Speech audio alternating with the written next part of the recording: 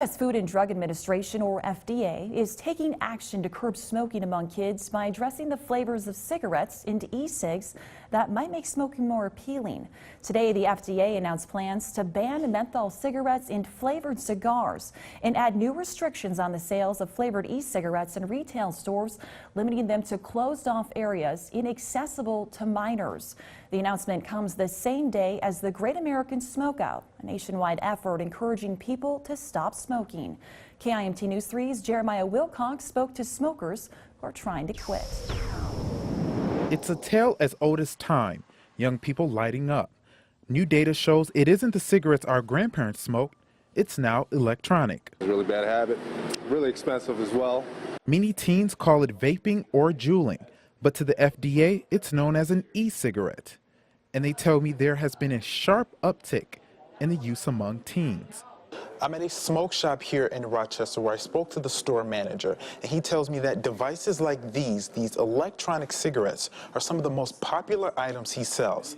And the FDA will restrict access to e-flavored cigarettes like these after seeing an increase in teens smoking them. In 2017, 20% of high school students chose to smoke e-cigarettes, and that number has nearly doubled in the last year.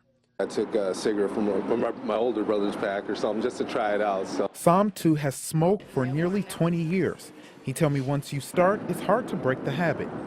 And he's slowly trying to wean himself off of cigarettes by vaping. Vaping has really helped me, so I don't smoke as much as I used to. I might smoke like 3 to 5 cigarettes a day, compared to 10 to 15. So.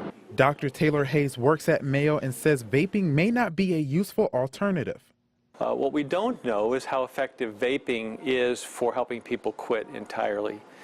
We're in this large experiment now, right? For our population is using vaping materials, and whether or not they'll be successfully able to stop smoking altogether is unclear in the research studies that we've done.